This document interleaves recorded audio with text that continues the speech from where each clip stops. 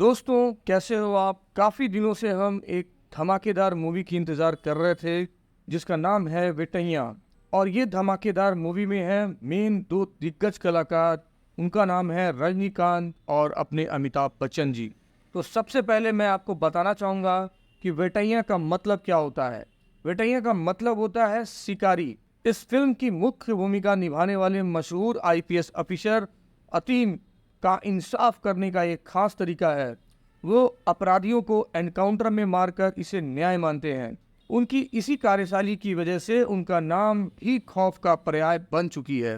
दोस्तों, अब फिल्म की शुरुआत होती है ह्यूमन राइट ऑफिसर सत्यदेव से, जिनका मानना है कि पुलिस अक्सर जल्दबाजी में फैसले ले लेती है, जिसके चलते उन्हें एनकाउंटर करना पड़ता है और अपराधियों को सही न्याय नहीं मिल पाता है।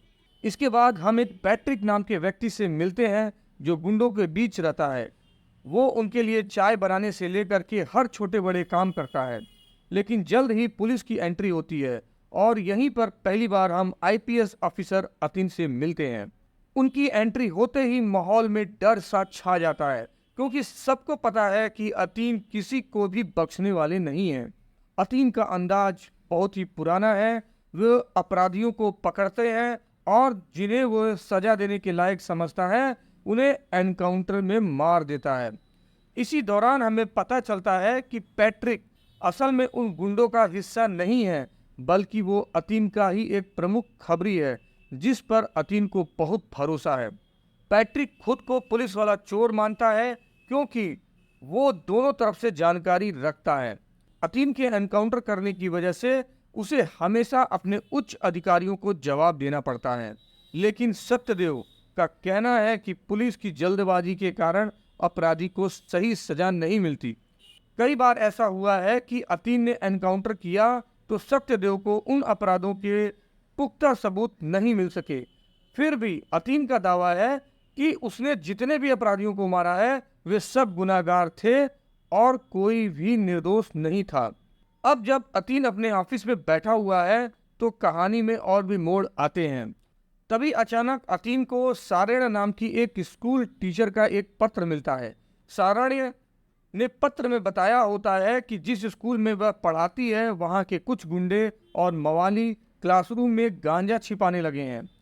पहले तो वे इसे कहीं और रखते थे, लेकिन अब इतनी ज़्यादा मात्रा में गांजा आने लगा है कि उन्होंने इसे बच्चों की कक्षाओं में भी रखना शुरू कर दिया है। इससे बच्चों की पढ़ाई बुरी तरह से प्रभावित हो रही है। यह स्कूल कन्याकुमारी में स्थित है और यह स्थिति सुनकर अतीन तुरंत अपने सबसे भरोसेमंद साथी पैट्रिक को वहां भेजने का फैसला करता है।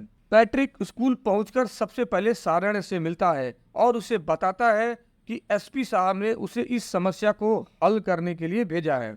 सारण पैट्रिक को सारी जानकारी देती है कि किस तरह से गुंडे क्लासरूम में गांजा छिपा रहे हैं। इसके बाद पैट्रिक इलाके में नज़र रखना शुरू कर देता है। वह जगह जगह पर छिपे हुए कैमरे लगा देता है ताकि वो आसानी से गुंडों की हरकतों पर नज़र रख सके। धीरे धीरे पैट्रिक को पता चल जाता है कि गांजा कहाँ छिपाया जा रहा है और किस तरह का नेटवर्क काम कर रहा है। सारी जानकारी इकट्ठा करने के बाद पैट्रिक उसे अतीन तक पहुंचाता है।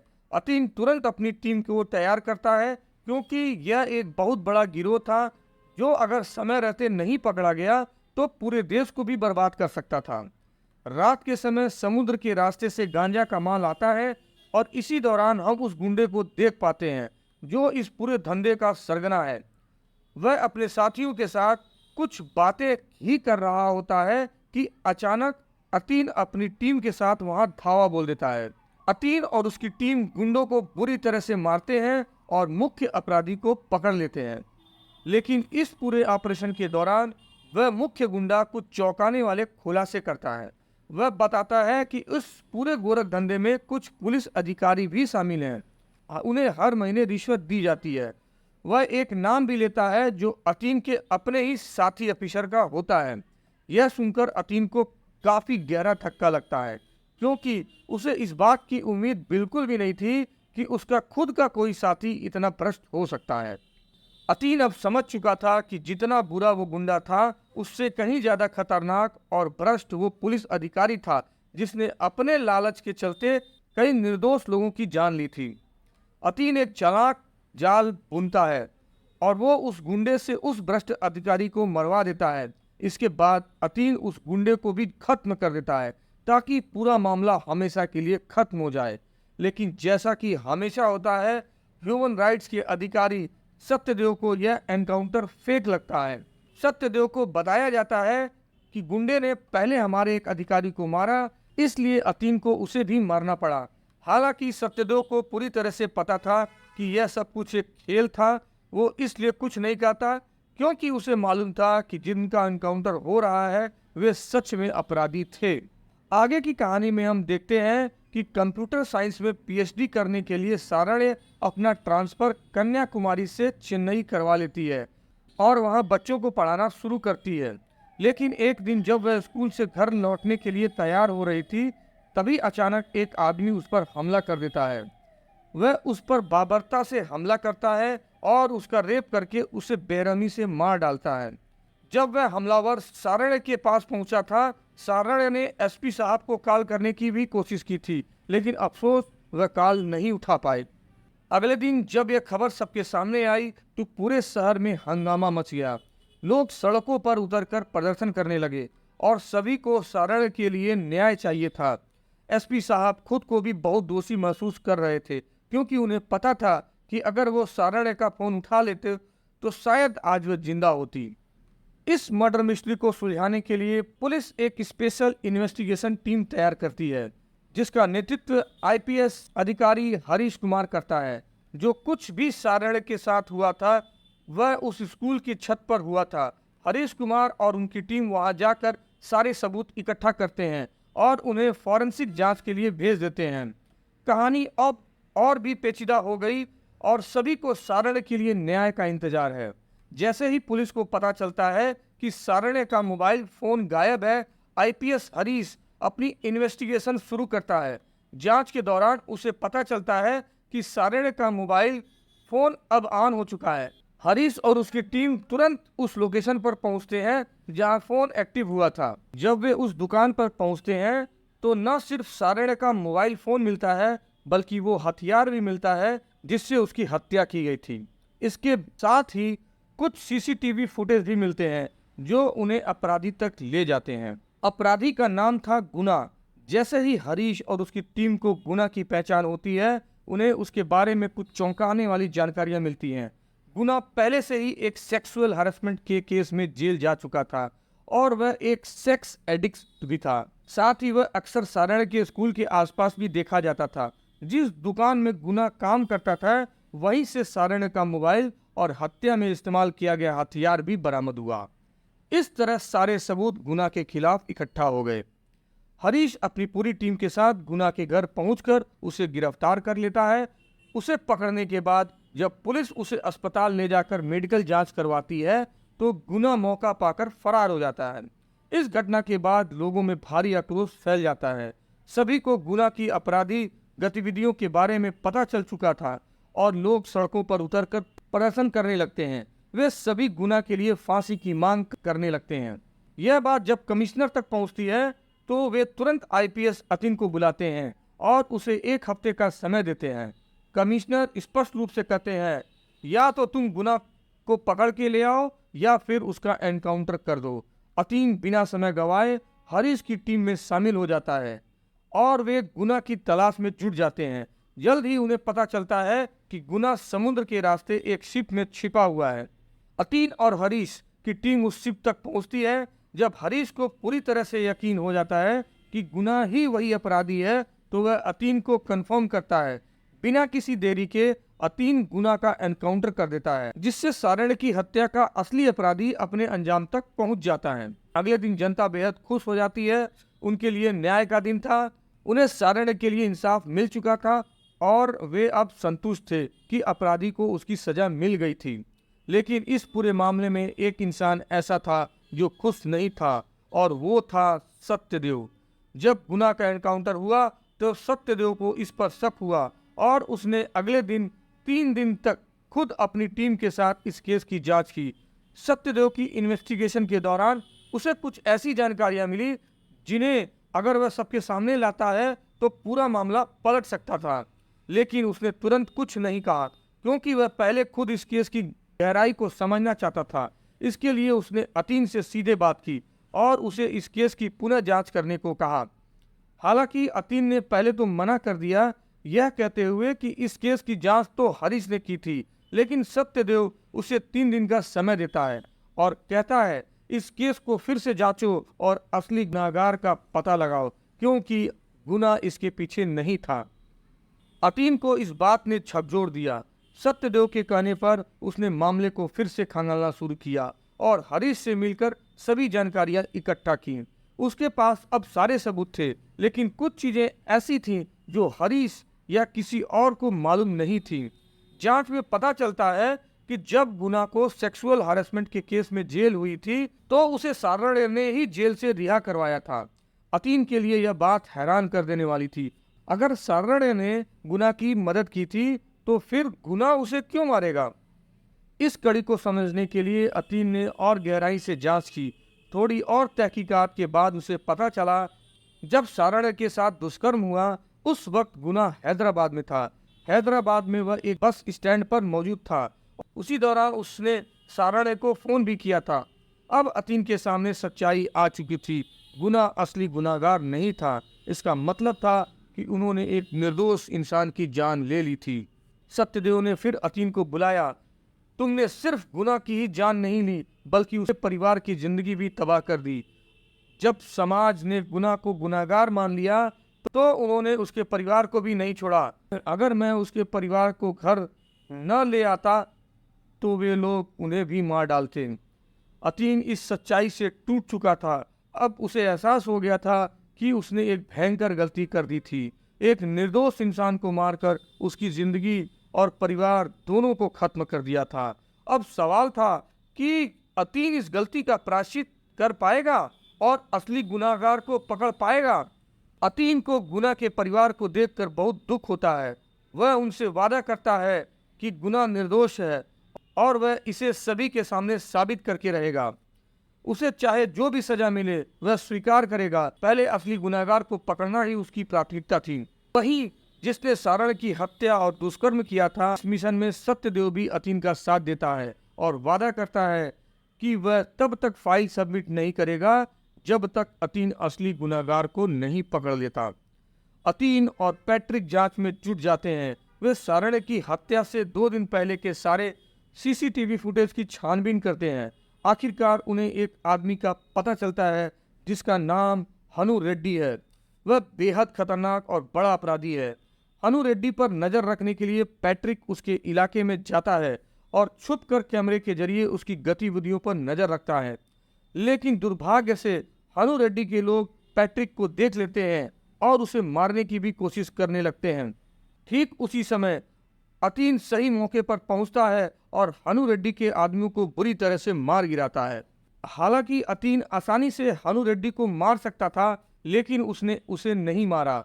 उसका मकसद था कि हनु रेड्डी को जिंदा गिरफ्तार करके दुनिया के सामने लाया जाए ताकि उसकी सच्चाई उजागर हो सके। अतीन हनु रेड्डी को अपनी पुलिस जीप में लेकर वापस आने लगता है, लेकिन तभी अचानक से रास्ते में एक बड़ा विस्फोट हो जाता है। इस विस्फोट में हनु रेड्डी मारा जाता है। यह देख अतीन और उसकी टीम चौंक जाती है। यह स्पष्ट हो जाता है कि हनु रेड्डी के पीछे कोई और बड़ा शख्स है जो उसे मारकर सबूत मिटाना चाहता था। कमिश्नर साहब इस विस्फोट के बाद अतीन से सवाल करते हैं, तुम्हें असली गुनहगार मिल चुका था, फिर तुमने हनु रेड्डी को गिरफ्तार करने क्यों गए थे? अतीन अब यह समझ चुका था कि हनु रेड्डी इस साजिश में एक मोहरा था, लेकिन उसके पीछे कोई और ताकतवर व्यक्ति था जो सच्चाई को छिपाने की कोशिश कर रहा था। अब असली सवाल यह है कि हनु रेड्डी के पीछे कौन है और क्या अतीन उस रहस्यमयी व्यक्ति को पकड़ पाएगा जिसने यह सब कुछ प्लान किया था। अतीन को जब यह एहसास होता है कि असली गुनहगार अभी तक सामने नहीं आया है, वह कमिश्नर से और समय की मांग करता है। कमिश्नर साहब उसे 1 महीने का समय दे देते हैं ताकि वह मामले की गहराई से छानबीन कर सके। अब अतीन शुरुआत से ही केस की इन्वेस्टिगेशन करता है और धीरे धीरे सारी कड़ियों को जोड़ना शुरू करता है। उसे पता चलता है कि सारण एक बड़ी साजिश का शिकार हुई थी जो कोचिंग संस्थानों से जुड़ी थी। सारण दरअसल नेट अकादमी के खिलाफ थी, एक बड़ी कोचिंग संस्था जो गरीब और कमजोर बच्चों को बेहतर शिक्षा का झांसा देकर उनसे पैसे ऐंठ रही थी। सारा ने इन कोचिंग संस्थानों के खिलाफ प्रदर्शन भी किया था, क्योंकि ये लोग बच्चों के भविष्य से खिलवाड़ कर रहे थे। इन्वेस्टिगेशन के दौरान अतीन को पता चलता है कि इस पूरे घोटाले के पीछे एक बड़ा नाम है नटराज, जो नेट अकादमी का मालिक है। नटराज न सिर्फ ऑनलाइन कोचिंग चलाकर करोड़ों की कमाई करता था, बल्कि उसकी पहुंच बड़े बड़े नेताओं और मंत्रियों तक थी। उसकी अकादमी ने स्कूलों के साथ भी टाई अप कर लिया था और कमजोर बच्चों को शोषित कर रहा था। जैसे जैसे अतीन की जांच आगे बढ़ती है, उसे एहसास होता है कि नटराज के इस घिनौने काम में पुलिस के अधिकारी भी शामिल हैं। वह आईपीएस हरीश कुमार को बुलाता है और उससे पूछताछ शुरू करता है। जल्द ही सच्चाई सामने आती है। हरीश कुमार भी नटराज के साथ मिलकर काम कर रहा था। हरीश ने सारण की इन्वेस्टिगेशन में जानबूझकर गलत सबूत तैयार किए थे, ताकि मामला किसी और दिशा में मुड़ जाए। हरीश कुमार ने न सिर्फ साक्ष्यों में हेरफेर किया, बल्कि सारण के मोबाइल में जो अश्लील वीडियो डाला गया था, वह भी हरीश की साजिश का हिस्सा था। उसने यह सब इसलिए किया ताकि सबको लगे कि यह वीडियो गुना ने डाला है और उसे ही गुनहगार साबित किया जा सके। हरीश ने सारे सबूतों को इस तरह से तैयार किया था कि गुना पर सारा दोष आ जाए और असली गुनाहगार नटराज को और उसकी टीम आसानी से बच जाए। अतीन अब पूरी तरह से समझ चुका था कि इस साजिश का असली मास्टरमाइंड नटराज है और हरीश कुमार ने उसका साथ देकर न्याय को तोड़ा मरोड़ा था। अब अतीन का मकसद न सिर्फ नटराज को बेनकाब करना था, बल्कि उस पूरी सिस्टम को उजागर करना था जो इस घोटाले में शामिल थी। नेट अकादमी की साजिश और गुना के ऊपर लगे सेक्सुअल हैरेसमेंट के झूठे आरोप की असलियत धीरे धीरे सामने आने लगी। असल में गुना की बहन एक डॉक्टर बनना चाहती थी, इसलिए उसने उसे नेट अकादमी में दाखिल करवाया ताकि वह नीट की तैयारी कर सके। इस कोचिंग की फीस 2 लाख रुपए थी, लेकिन पढ़ाई इतनी कठिन और प्रेशर इतना ज़्यादा था कि उसकी बहन को कुछ समझ नहीं आ रहा था। धीरे धीरे तनाव बढ़ता गया और एक दिन गुना की बहन ने सुसाइड करने की कोशिश की। शुक्र है कि सारा ने समय पर वहां पहुंच गई और उसे बचा लिया। सारा ने इस स्थिति के बारे में गुना और उसकी फैमिली से बात की। उन्होंने महसूस किया कि उसकी बहन नेट अकादमी की पढ़ाई को संभाल नहीं पाएगी। चूंकि दाखिला लिए कुछ ही दिन हुए थे, वे नेट अकादमी से फीस वापस लेने की कोशिश करने लगे, लेकिन नेट अकादमी का कहना था कि एक बार फीस जमा हो जाने के बाद वह रिफंड नहीं की जाती है।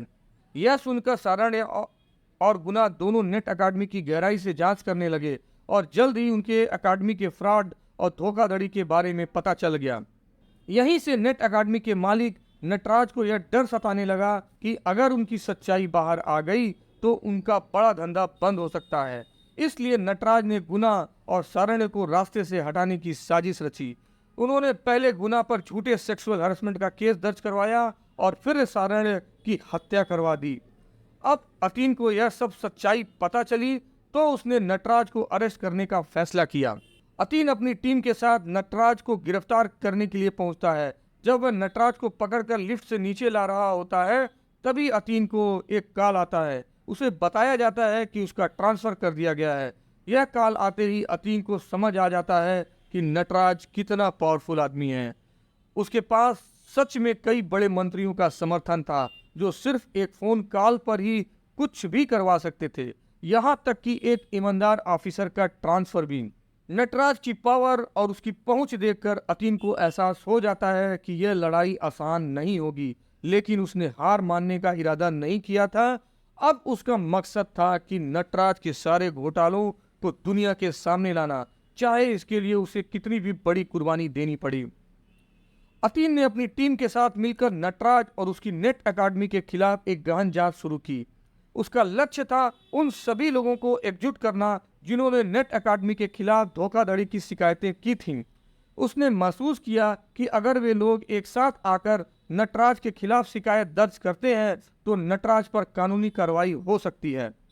इस दौरान नटराज ने कई बार अतीन की पत्नी थारा पर हमले करवाए, लेकिन अतीन ने अपनी सुरक्षा को लेकर पहले से ही तैयारी कर रखी थी। उसने अपनी टीम को प्रशिक्षित किया था ताकि वे हर स्थिति का सामना कर सकें।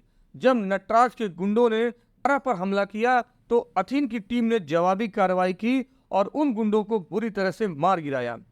कुछ दिनों बाद अथीन ने नटराज के पास फिर से जाने का फैसला किया। इस बार उसके पास ढेर सारे सबूत थे।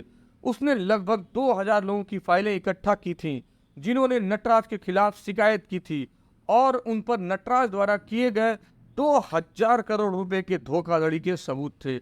लेकिन उसे यह भी पता था कि नटराज अपने प्रभाव का इस्तेमाल करके जमानत ले सकता है, इसलिए उसे और मजबूत सबूतों की आवश्यकता थी।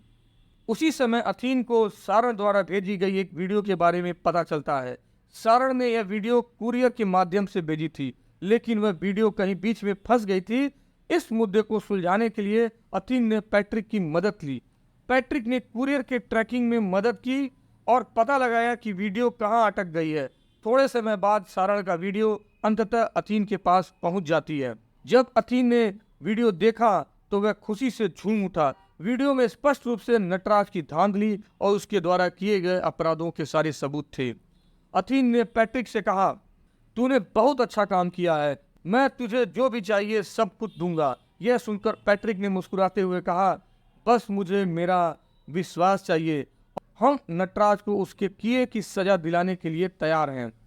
अथीन और उसकी टीम अब नटराज को पकड़ने के लिए पूरी तरह से तैयार थे। वे जानते थे कि अब उनके पास वो सबूत है जो नटराज को जेल में डालने के लिए काफी है, लेकिन उन्हें यह भी सुनिश्चित करना था कि इस बार नटराज किसी तरह छूट न पाए। अथीन ने योजना बनाई कि वे अगले कदम के लिए क्या करेंगे। उन्हें न केवल नटराज को गिरफ्तार करना था, बल्कि यह भी सुनिश्चित करना था कि उसके प्रभाव और पहुंच को खत्म किया जाए, ताकि वह कभी भी दोबारा अपने पैरों पर खड़ा ना हो सके। इसलिए उन्होंने एक व्यापक अभियान की योजना बनाई, जिसमें वो नटराज की गतिविधियों की निगरानी करेंगे और उसे पकड़ने के लिए सही समय का इंतजार करेंगे। अब सब कुछ अथीन की योजना और धैर्य पर निर्भर था। अथीन और पैट्रिक के बीच की यह दोस्ती और भाईचारा बहुत गहरा था, और जब पैट्रिक ने कहा कि उसे सिर्फ एक बार गले मिलना है, तो यह एक भावुक पल बन गया। लेकिन तभी जैसे ही पैट्रिक ने आगे बढ़कर अथीन से गले मिलने का प्रयास किया, एक नाइपर ने दूर से गोली चला दी। यह गोली दरअसल अथीन को निशाना बनाकर चलाई गई थी, लेकिन वह पैट्रिक को लगी। पैट्रिक की मौके पर ही मौत हो जाती है और यह घटना अथीन को तोड़कर रख देती है। पैट्रिक की हत्या के बाद सारण की वीडियो तेजी से सोशल मीडिया पे वायरल हो जाती है। जनता इस वीडियो को देखकर नटराज के खिलाफ एकजुट हो जाती है और अब हर कोई चाहता है कि नटराजन को फांसी दी जाए। जब नटराजन को कोर्ट ले जाया जा रहा था, तो उसके गुंडों ने पुलिस की सुरक्षा को तोड़कर उसे छुड़ाने की योजना बनाई। वे उसे कोर्ट में पेश करने से पहले ही रिहा कर लेते और उसके बाद नटराजन एक प्राइवेट हेलीकॉप्टर से देश छोड़ने की तैयारी करता है। लेकिन तभी अचानक से अथीन की एंट्री होती है। उसने अपने साथी पुलिस अधिकारियों के साथ मिलकर नटराजन के गुंडों पर हमला कर दिया। अथीन ने अपनी पूरी ताकत लगाते हुए नटराजन के लोगों को बुरी तरह से हराया। अंत में हालांकि वह नटराजन को आराम से मार सकता था, लेकिन उसने ऐसा नहीं किया। अथीन जानता था कि नटराजन को सजा मिलनी चाहिए, इसलिए उसने उसे जीवित पकड़ लिया और कोर्ट तक ले गया।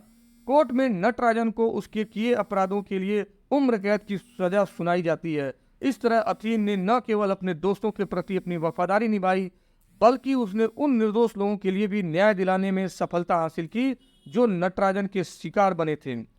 फिल्म का अंत यहाँ पर होता है दोस्तों, और यह फिल्म दर्शाता है कि भले ही संघर्ष कितना भी कठिन क्यों ना हो, सत्य और न्याय की हमेशा जीत होती है।